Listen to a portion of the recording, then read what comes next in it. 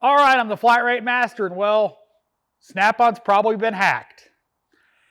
In case you were unaware, all of Snap-on's, well, everything has been down. Mitchell On Demand, which they own, ShopKey, the dealer network for OEM tools that they control, Snap-on's dealer network as far as their dealers has been down. They're finally up a little bit, but their entire system has been down for several days. I would definitely keep an eye on your personal data. You know, huge companies are getting hacked. NVIDIA, you know, graphics card designer, AI stuff, they got hacked.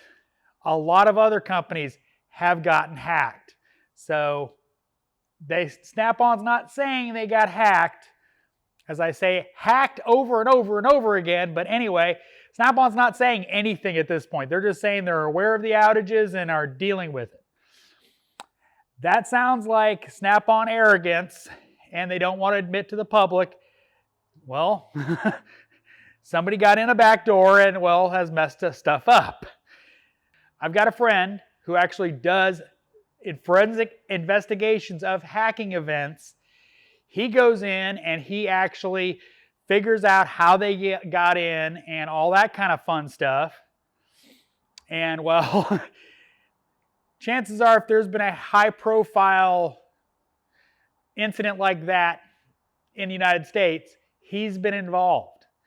He's not allowed to talk about where he's going, who he's working with, anything. He just tells, you know, after the fact that he went here and that's it.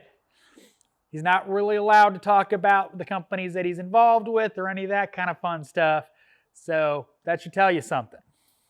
They pay him buttloads of money to figure this stuff out. So I'm guessing somebody's holding Snap-on ransom. So just an FYI, you've got Snap-on credit or your Snap-on dealer has your social on record. Keep an eye on your credit just to be on the safe side because, well, this could be ugly for a lot of technicians. You know, if you've got good credit, you know, telling what could happen. So hope this was helpful. As always, thanks for watching. I am the Flat Rate Master.